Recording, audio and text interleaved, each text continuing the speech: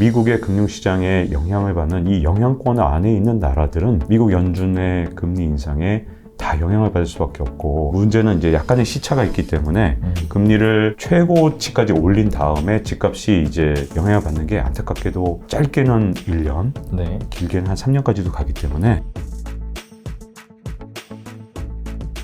올해하고, 그러니까 2022년하고 내년 2023년 부동산 시장 조심해야 될 것 같다 얘기를 해주셨어요. 그리고 현재 부동산 시장 상황을 또 그때 대비해서 좀 점검해 주신다면 어떻게 말씀해 주실 수 있을까요? 사실 이제 전 세계 부동산 시장으로 먼저 접근을 하고 우리나라 얘기 좀 하고 싶은데요. 이 전 세계 부동산 시장, 그러면 이제 일단 먼저 미국부터 좀 자세히 살펴볼 필요가 있거든요. 그때도 말씀을 한번 드렸었는데, 로버트 실러 교수라고 노벨 네. 경제학상을 받은 분 중에서 부동산 가격을 연구하신 몇 안 되는 진짜 네. 아주 소중한 분이죠. 네. 부동산 투자하신다면 실러 교수 얘기를 좀 꼭 귀 기울일 필요가 있다고 보는데요. 이분의 연구에 따르면 이 1890년부터 지금 현재까지 네. 이 미국의 부동산 가격을 계속해서 추적을 해본 결과 너무나도 정말 신기한 점은 1890년부터 1990년까지 무려 100년 동안은 미국의 부동산 가격이 거의 물가랑 비슷하게 움직였어요. 그래서 이 미국의 실제 부동산 가격을 보면 정말 신기할 정도로, 물론 한 10년 정도는 물가보다 훨씬 늦게 오르기도 하고 네. 뭐 한 10년 정도는 물가보다 좀 빨리 오르기도 하지만 놀랍게 비슷한 수준을 항상 유지했었거든요. 그런데 미국에서 이 예외적인 현상이 나타나기 시작한 시기가 1990년입니다. 그래서 이 로버트 슐러 교수하고 케이스 교수하고 같이 이제 지수를 만든 게 케이스 슐러 지수라 그래서 네. 이게 미국의 실제 주택 가격 지수를 나타낸 거거든요. 근데 2000년을 기준으로 했을 때 네. 1990년이 그 지수가 80입니다. 근데 최근에 지수가 320까지 올랐었거든요. 와. 자, 근데 이게 실질 주택 가격이라는 게 진짜 중요하거든요. 물가 제외한 거잖아요. 그러니까 이게 4배가 올랐다는 거. 130년 역사 중에서 여기 아주 특이하게 30년 동안 물가보다 훨씬 더 빠르게, 집값이 그것도 4배나 더 빠르게 올랐거든요. 네.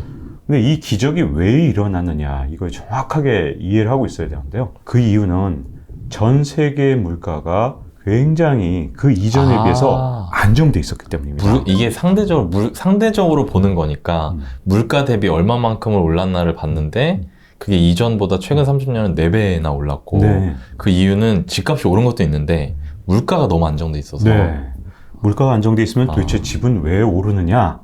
이제 많은 분들이 이제 물가가 오르면 집값이 더 오르는 거 아니에요? 네. 이렇게 보시는 분들도 많지만, 자산 가격을 결정하는 게 물론 그런 측면도 있는 건 분명합니다. 왜냐하면 어쨌든 130년을 놓고 보면 대체로 물가만큼 오른 게 맞긴 한데, 문제점은 이렇게 그렇게 100년, 200년 이렇게 가지 말고 한 30년 정도는 이게 물가가 안 오르는 게 오히려 자산 가격에 큰 도움이 됐거든요. 야. 왜 그러냐? 가장 큰 건 바로 연준 때문입니다. 자, 원래는요, 이렇게 경제가 점점 좋아지면 연준 입장에서 긴장을 했어요. 항상. 과거에는. 왜냐하면 경제가 점점 좋아지면 경제가 호황이 되고 그러면 좋죠. 네. 근데 문제는 항상 그게 끝날 때는 과열로 끝난다는 겁니다. 경기가 과열이 된다. 이게 무슨 말이냐? 그 다음에는 경제가 너무 좋다 보니 물가가 치솟아 오르거든요. 그래서 연준에서 어떻게 하냐면 어느 정도 이렇게 자꾸만 경기 과열로 갈 것 같으면 미리 선제적으로 금리를 올리는 일을 과거에는 했었습니다. 네. 1990년 이전에는. 과거에. 네. 네. 그리고 과거에는 또 어떠했냐면 경제 위기가 와요. 막 그냥 뭐 난리가 났어요. 네. 그러면 연준에서 이제 금리를 낮출 때 한쪽에서 뭘 걱정하냐면, 내가 금리를 낮추면 혹시라도 물가가 먼저 튀면 어떡하지?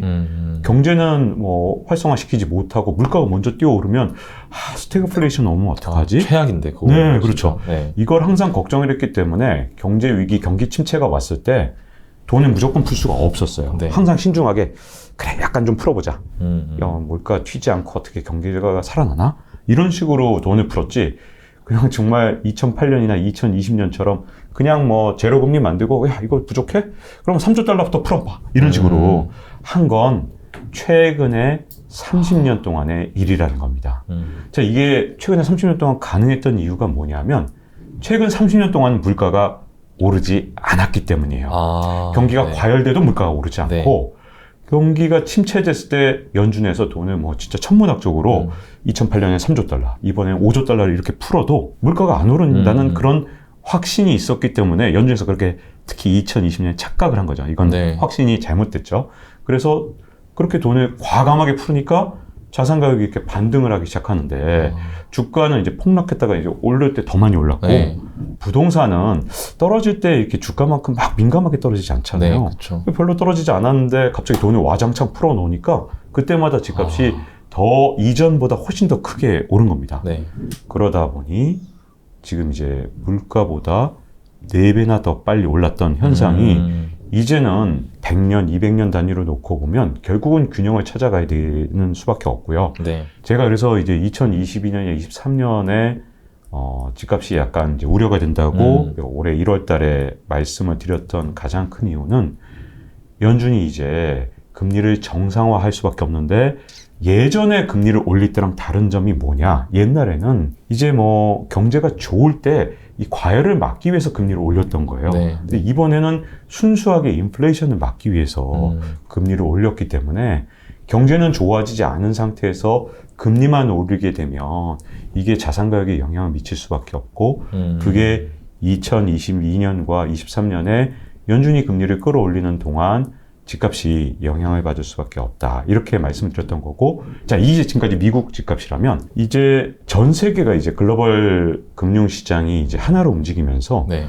연준이 세계의 중앙은행 역할을 하고 있잖아요. 네. 우리 한국은행이 금리를 올리든 낮추든 이제 경제에서 그건 별로 중요하지 않습니다. 뭐 심지어 한국은행이 금리를 진짜 하나도 안 올렸다 하더라도 이미 시장 금리는 다 치솟아 올랐을 거예요. 근데 연준이 이렇게 금리를 올리는데 한국은행이 금리를 안 올릴 수가 없잖아요. 네. 계속 한국은행은 도대체 뭐 하냐? 이거 계속 얘기 나오지 않습니까?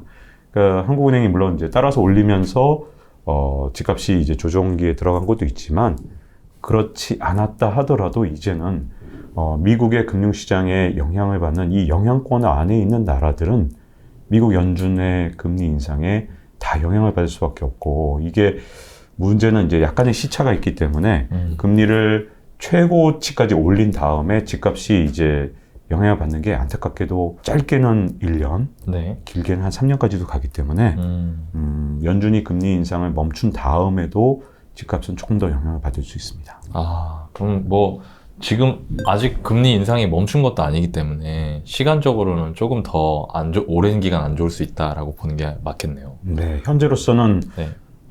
금리를 어디까지 올릴지도 모르니까 그렇죠. 좀 이게 약간 열어놓고 시각을 좀 갖고 있는 게 좋겠죠.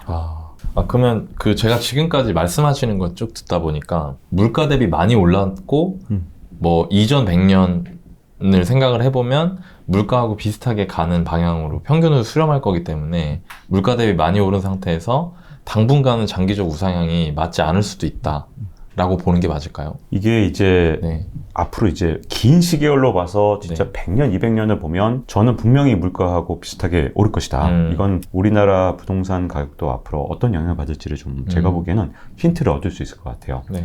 1970년대 미국의 집값은 어떻게 됐느냐 이게 굉장히 중요한데 일단 좋은 소식부터 말씀드리면 네. 1970년대 사실 한 10년 동안 정확하게 이제 인플레이션이 처음 시작되는 시점을 저는 1972년으로 보는데 인플레이션이 끝난 82년까지 10년 동안 주가는 10%가 넘게 하락하고 끝났습니다.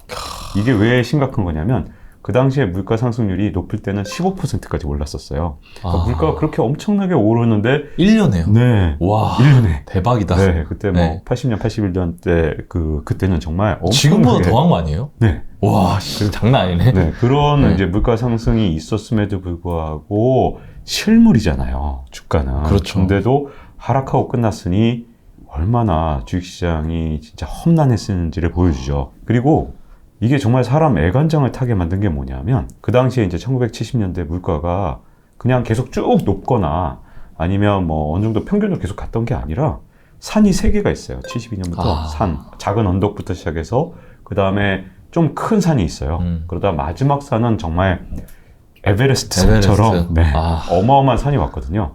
그 이유가 이제 그 당시에 연준이 제대로 확인 사살을 해야 되는데 확인 사살을 하지 않고 섣불리 먼저 이제 금리를 낮춘 겁니다. 잠불을 남겨놨구나. 네. 잠불이 이제 한 2년 뒤 정도가 되면 다시 막 살아나요.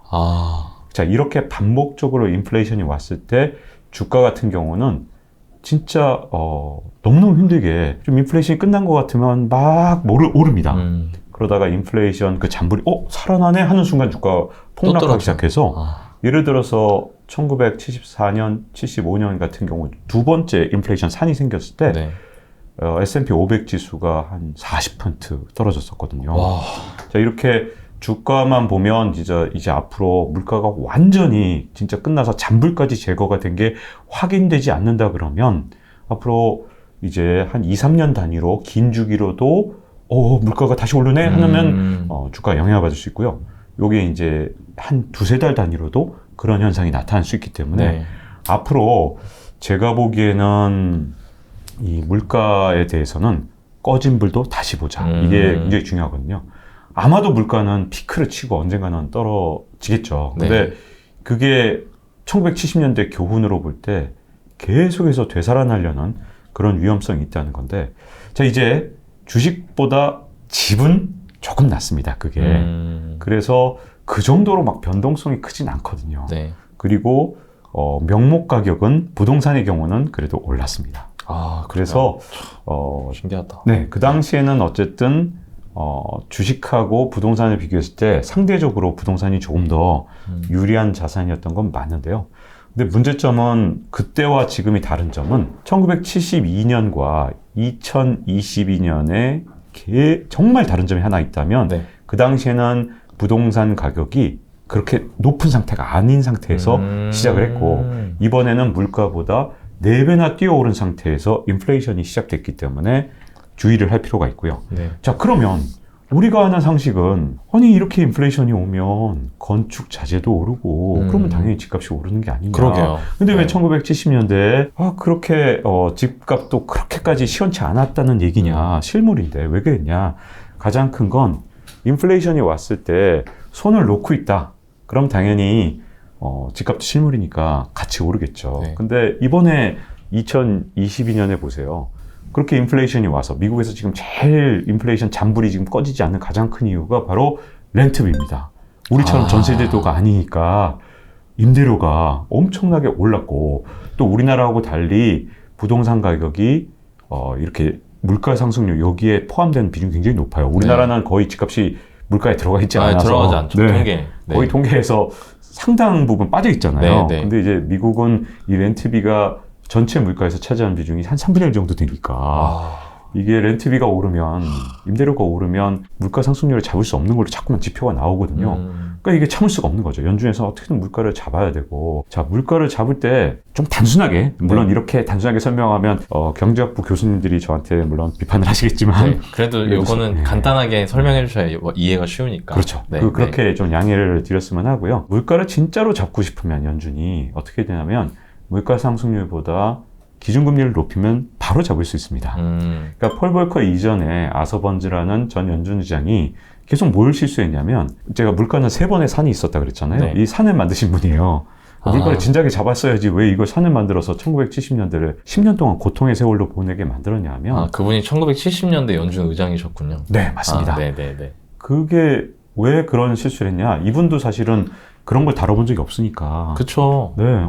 일단 인플레이션 오면 금리를 끌어올리긴 올렸는데 올리고 난 다음에 막 너무 힘들다 죽겠다 막 그러니까 빨리 금리를 낮춘 것도 있고요. 네. 또 하나는 금리를 올릴 때 충분히 올리지 않았는데 물가가 15% 올랐다. 제가 그랬잖아요. 네. 최고로 많이 올랐을 때 그때 폴 볼커 물가를 잡으신 이 연준장은 얼마까지 올렸냐? 기준금리를 20%까지 올렸습니다. 으아.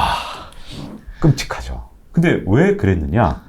제 생각은 그래요. 단순하게 물가 상승률보다 기준금리가 높으면 제가 은행에 예금을 했을 때 실제 그렇네요. 금리가 네. 제가 예금을 했는데 예를 들어 15% 물가 상승률인데 은행 예금은 한 7% 8%밖에 안 된다. 그럼 돈을 쓰는 게 유리하잖아요. 그렇죠. 물론 기준금리가 바로 예금금리는 아니지만 네. 설명을 쉽게 하기 네, 위해서 네. 그냥 말씀을 드리는 겁니다. 근데 기준금리를 20%까지 끌어올리면 이거 지금 당장 오늘 쓰지 않고 조금 돈을 모아놨다가 그게 훨씬 낫죠. 네, 내일 써도 내가 큰 문제는 없겠구나라고 생각하게 될 거잖아요. 그래서 물가를 잡는데 그냥 진짜로 러프하게 말씀을 드리면 기준금리를 사실 물가보다 훨씬 더 많이 올리면 빨리 잡혀요. 네. 근데 이걸 왜 못하냐? 너무 고통스러우니까 못하는 거죠. 이제 그런데 이제 문제점은 뭐냐면 어쨌든 중요한 건 물가가 이렇게 치솟아 올랐을 때는 기준금리를 그만큼까지는 못 올리더라도 어쨌든 물가에 가깝게 지금도 미국의 물가 상승률이 뭐 8% 이렇게 왔다 갔다 하니까 기준금리를 최소한 5% 올려야 되는 거 아니냐 이런 얘기가 나오잖아요. 근데 지금 이제 기준금리가 이 녹화하는 시점에서 우리가 연준에서 4%까지 올리는 상태지 않습니까? 자, 그런 상황에서 이제 최대 5.5나 뭐 이렇게 얘기하는 사람들이 자꾸만 나오는 이유가 미국의 물가 상승률이 뭐 이렇게 막 5%, 6%를 이렇게 막 낮아지지 않는 상황이라면 빨리 충분히 올려야 된다고 생각하는 거고 자, 그렇게 되면 부동산 투자에선 뭐가 되냐면 물가가 올라서 건축 자재가 오르는 그거보다 제일 먼저 주먹이 먼저인 거예요. 그 주먹이 바로 금리인 거죠. 대출을 받는데 금리가 먼저 더 충격적으로 올라버리니까 당연히 물가가 오른다고 해서 지금 당장은 기준금리가 올라가고 그 영향을 받는 은행 예금금리나 대출금리가 영향을 받으니까 지금은 당장 주먹이 먼저인 상황, 금리가 훨씬 더 먼저기 때문에 지금은 좀 어려울 수밖에 없고요. 그래서 물가가 완전히 확인사살 된다면 그때 되면 제가 보기에는 언젠가 다시 이제 물가를 따라가야 되는데 그동안 이제 보면 1970년대에 아주 흥미로운 점이 하나 있는데 이제 주가를 보면 1970년대에 주가가 진짜 변변치 않았다 그랬잖아요. 오히려 떨어지고 끝났다 10년 동안. 근데 1982년에 이제 놀라운 일이 하나 일어났습니다. 1982년에 만약에 주식 투자를 했다. S&P 500 지수에 투자를 했다. 그러면 2000년에 S&P 500 지수가 얼마가 올랐냐? 15배가 올랐어요. 와, 대박이었네요. 자, 이 이유가 뭐냐? 간단하게 좀 이것도 좀 쉽게 설명을 좀 드리면 간단하게 일부러 축약을 한 겁니다. 이 볼펜이 이제 1,000원이었어요. 근데 물가가 그동안 막 10%, 15% 오르는 상태로 한 10년이 지났어요. 얘가 그래서 10배가 됐다고 생각해보죠. 이게 10,000원이 된 거예요. 자, 기업은 똑같은 볼펜을 만드는데 이게 명목 가격이 1,000원에서 10,000원으로 올랐는데 그동안 주가는 오히려 떨어진 상태예요. 이 기업은 이제 가격 변화부터 시작해서 모든 게 10배로 올라간 거잖아요. 공이 하나 더 붙었네요. 그렇죠. 명목 가치는 10배가 올라간 거예요. 근데 그동안은 왜 이걸 못 따라갔냐? 금리를 하도 높여대니까 못 따라가다가 물가가 완전히 확인사살이 됐다고 생각하는 순간 이걸 갑자기 따라가야 되잖아요. 그래서 한꺼번에 따라가면서 18년 동안 주가가 15배 올랐는데 이 미국 역사에서도 이게 되게 드물었고요. 부동산에서도 이걸 따라갔던 현상이 나타났기 때문에 이제 언제 그러면 이제 부동산 움직이냐. 주가는 제가 보기에는 이 물가가 출렁거릴 때마다 정말 성질이 좀 급하잖아요. 같이 출렁거리겠지만 부동산은 조금 몸이 무겁기 때문에 이게 확인되면 언젠가는 물가를 따라갈 것이다. 다만 이 문제가 해결돼야 됩니다. 선진국도 어디도 다 지금 물가보다 한 4배 오른 거 이 부분이 어떤 방식이든 해소가 되면 움직이겠죠. 근데 이게 4배라 그래서 엄청나게 지금 막 4배 언제 따라가요 이렇게 보시겠지만 지금 물가가 지금 벌써 8%씩 오르고 있으니까 이게 갭을 어떤 방식이든 메우는 기간이 생기게 됩니다. 그러면 이렇게 좀 정리가 될까요? 예를 들어 이게 부동산의 가격, 이게 물가인데 출발할 땐 이렇게 비슷하게 가다가 지금 최근 30년 좀 전에 말씀하신 이유로 부동산이 먼저 이렇게 올라간 거예요. 물가는 안정돼 있었고 그래서 이게 이렇게 벌어졌는데 지금은 오히려 부동산이 떨어지는데 물가는 가파르게 오르고 있다. 그래서 이게 어느 순간 또 다시 만나게 되면 이전하고 같이 물가하고 비슷한 수준으로 올라갈 수 있는 환경이 조성된다. 이렇게 정리하면 될까요? 네. 정말 간단 명료하게 정리해 주셨네요. 그렇게 이해를 하면 될 것 같습니다. 그러니까 이게 현실에선 그렇게 느낄 것 같아요. 물가 오른 거 대비 집값이 많이 비싸지 않은 것 같다라고 느끼게 되면 그때는 매수를 고려해도 될 만한 상황이라고 봐도 될까요? 근데 사실은 자산 가격이라는 게 항상 우리 생각보다 먼저 튀어오른 적이 정말 많아서 2020년에 많은 분들이 나만 벼락거지 됐네 라는 생각들을 많이 하셨잖아요. 그러면 앞으로 이제 부동산 시장에서 어떻게 되냐? 저는 사실 이제 부동산 전문가 아니기 때문에 그냥 거시경제로 봤을 때 그냥 모든 경제 지표는 사실은 선행 변수가 있고 후행 변수가 있거든요. 그러니까 이런 측면에서 제가 이제 말씀드리면 이제 또 부동산 전문가들은 또 이제 다른 시각으로 보시겠지만 저는 이제 거시경제 측면에서 봤을 때 부동산이 후행 변수라서 좀 좋은 점이 하나 있습니다. 이점이 하나 있는 거죠. 사실 선행 변수를 예측하는 건 정말 신의 영역이거든요. 그래서 제가 이제 학부를 국제경제과를 나왔는데 국제경제과 나와서 선배들이 딜러 하시는 분들이 맨날 이제 저한테 야, 종훈아, 환딜링은 하지 마라. 머리카락이 한 움큼씩 빠진다. 40대 되면 쓰러져. 이런 네, 식으로 네. 제가 어렸을 때 들었던 말이거든요. 네. 이게 왜 환율이 예측이 어렵냐? 가장 큰 이유가 제가 보기엔 선행 변수라서 그런데 우리 대표적인 선행 변수를 보면서 후행 변수인 부동산을 좀 이제 우리가 살펴볼 수 있거든요. 네. 이제 환율도 중요하지만 이제 가장 이제 우리가 접할 수 있는 가장 중요한 저는 선행 변수가 주가라고 봐요. 주가를 예측하는 건 어렵지만 주가를 관찰하는 건 정말 쉽잖아요. 그렇죠? 이거 신기하네요. 네, 네. 그래서 부동산은 이제 크고 무겁고 좀 천천히 움직이니까 이게 빠르게 움직이는 주가를 보면 주가가 의미 있는 반등을 했다. 그러면 6개월에서 한 12개월, 아무리 늦어도 2년 안에 저는 부동산이 움직인다고 보거든요. 요번에 주가도 마찬가지입니다. 이번에 주가 떨어지는 시점하고 부동산이 움직인 시점하고도 한 6개월에서 한 12개월 정도 시차가 있었어요. 네. 여러분들이 아마 시장을 잘 관찰해 보셨다면 우리나라 주가가 꼭지를 찍고 떨어진 게 한 7월 정도. 근데 부동산은 그거보다 한 6개월에서 1년 뒤에 움직였죠. 그렇네요. 네, 이게 거의 대부분 나라에서 대부분 돼요. 그래서 이런 말 흔히 하잖아요. 주가랑 부동산 가격은 역방향이다. 가끔 부동산 전문가이신 분들이 그렇게 말씀하시는데 네. 그렇게 보이는 이유는 왜냐하면 시차 때문에 그래요. 그래서 주가가 떨어지는데 부동산 더 오르거든요. 실제로 1989년 일본의 버블이 꺼질 때, 네. 자산가격 버블이 꺼질 때도 시차가 2년 있었습니다. 그래서 주식 버블이 꺼진 건 89년이에요. 진짜요? 네. 근데 부동산 버블이 꺼진 건 91년입니다. 그럼 이 2년 동안 어떻게 됐느냐? 부동산은 더 올랐어요. 그러니까 주가가 빠질 때는 부동산은 오르는구나 이렇게 생각하시는 분도 있는 거예요. 네. 그렇게만 보면 거꾸로라고 보일 수도 있거든요. 근데 중요한 건 저는 이게 선행과 후행이라는 게 더 중요하다고 보고요. 자, 그러면 어떤 게 의미 있는 반등이냐 이게 중요하잖아요. 지금 이제 주가가 한 2200 좀 밑으로 내려갔다가 예를 들어 한 2400 왔다. 지금 꽤 많이 올라갔는데요. 네. 이건 부동산 시장에선 관심을 끄셔도 됩니다. 왜냐하면 진짜요? 네. 주가라는 건 원래 항상 떨어질 때 그냥 떨어진 적은 한 번도 없습니다. 항상 떨어진 거의 절반을 회복하는 성향이 있거든요. 그게 대세 하락장이고 심지어 경제 위기고 해도 절반을 회복합니다. 그래서 데드캣 바운스. 네, 데드캣 바운스 또는 베어마켓 랠리라고도 하죠. 그래서 그게 이제 뭐 어디서 어디까지를 잡아야 되느냐는 조금 애매하지만 저는 이번에 부동산 같은 경우는 이게 아주 큰 그림을 봐야 되기 때문에 최고점 대비로 보시는 게 중요하다고 보고요.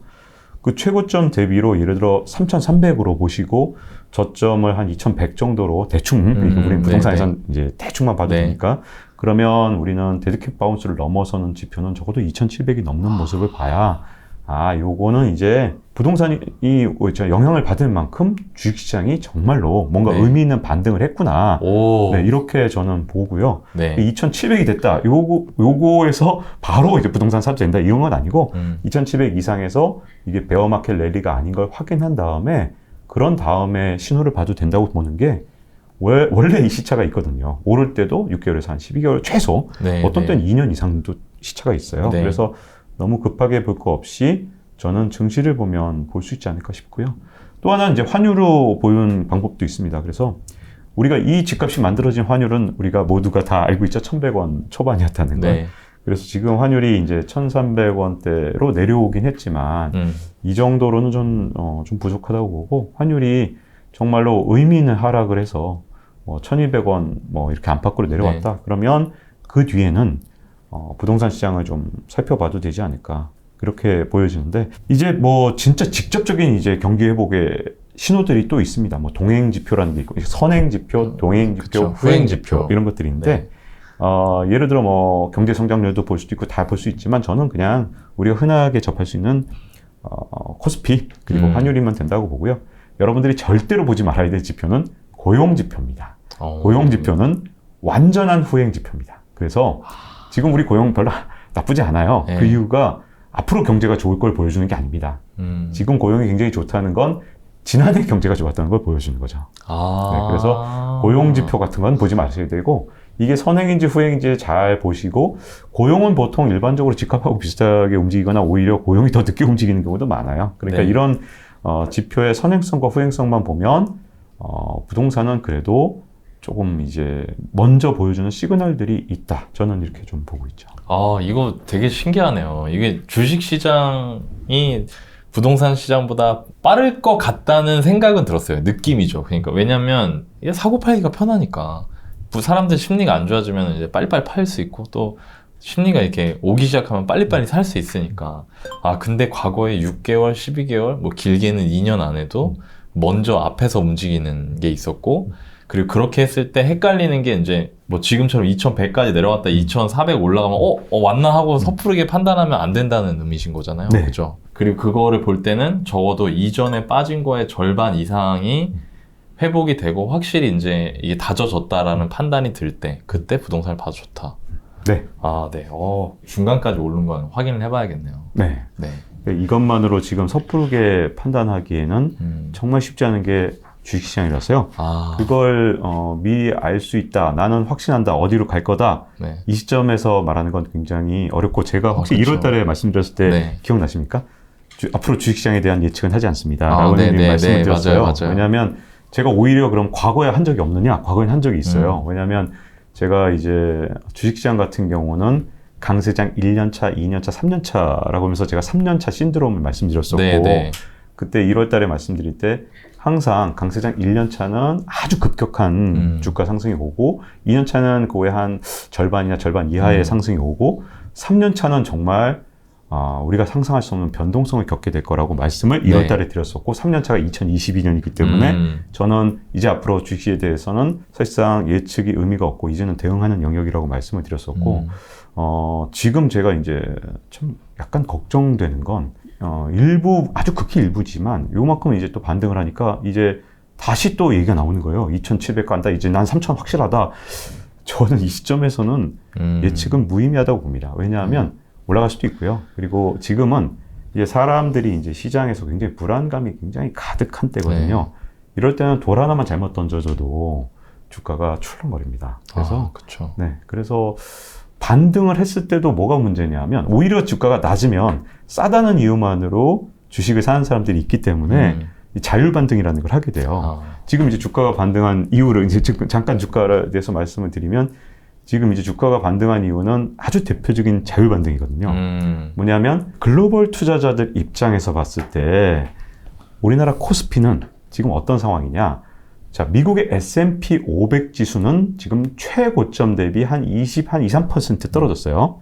근데 코스피는 얼마큼 떨어졌냐면 지금 반등을 많이 했지만 지금 많이 빠졌는데 지금 이제 반등을 좀 했기 때문에 27%, 6%. 근데 한때 떨어졌을 때 얼마까지 떨어졌냐면 한 35%까지 떨어진 적이 있었어요. 2100이라고 하면. 그렇죠. 자, 근데 그 사이에 무슨 일이 있었는지 잘 생각해 보세요. 그때 당시에 환율하고 비교해 보면 원화 가치가 20% 떨어졌어요. 자, 그러면 내가 미국인 투자자다라고 생각했을 때 환율까지 고려한 한국 주식은 몇 퍼센트 떨어졌냐? 55%네. 50%가 반토막 났네요. 그러다가 지금은 아마 미국 사람이 생각할 때는 한 47%쯤 떨어졌을 겁니다. 여전히 미국 사람들이 달러로 환산을 했을 때 한국 주가는 무지무지 싸죠. 그런데 한국의 비전이 있든 없든 그건 중요하지 않고요. 요즘에는 사람들이 다 ETF 투자를 하고 아니면 다 인덱스 펀드나 뭐 이런 데 가입을 하잖아요. 미국 사람도 마찬가지거든요. 요즘은 다 액티브보다는 패시브로 하는데 자, 그러면 한국하고 미국하고 예를 들어서 투자 비중을 조절해 놓은 그런 펀드들이 있다. 뭐 ETF가 있다. 그럼 한국 주식은 55%가 떨어졌고 미국 주식은 20%가 떨어진 그 시점에서 요걸 맞춰야 되잖아요. 그렇죠. 키높이를. 나는 한국 주식은 리밸런싱을 해야죠. 그래서 이 리밸런싱 과정이 첫 번째고 그다음 차이나론 해서 빠져나간 중국에서 돈 빠져나갔는데 그 돈이 다시 또 100% 미국으로 간 게 아니라 예를 들어 100조쯤 뺐다. 그러면 요 60조는 미국으로 가져갔어요. 대체로 지금 보면. 그러면 이 40조를 갖고 이제 신흥국들 중심으로 아직 안타깝게 우리나라가 신흥국으로 주식시장에서 분리되기 때문에 신흥국 나라들의 이걸 분배를 좀 합니다. 그러면 100조 뺀 그런 시점에서 봤을 땐 이 40조 중에 적어도 한 10조는 이거 한국에 넣자. 이렇게 되는 거죠. 왜냐하면 중국을 대신할 만한 시장으로 그런 시장들이 있는 거니까. 그래서 제 생각에는 이게 지금 이제 리밸런싱이 되고 있는 그런 과정이기 때문에 지금 그냥 단순하게 이 주가를 보고 예를 들어 부동산까지 판단한다든가 지금 야 여기까지 올랐으니까 한국이 최강이야 이렇게 그냥 보기에는 지금 그냥 이건 패시브인데 하면서 이게 물론 한국 시장이 아예 비전이 없으면 이 패시브라도 생각을 해보고 다시 이제 비중을 이렇게 안 하고 다른 비중을 했을 수도 있기 때문에 한국 시장이 좋은 건 맞는데 그래도 다른 나라 대비 지금 이 주가는 아니다라고 판단한 건 맞죠. 근데 문제는 그것만으로 이게 2,700 가고 3,000 가고 이런 전망을 섣불리 하기에는 아직은 이제는 예측의 영역이 아니라 그냥 대응하는 영역으로 가야 된다고 봅니다.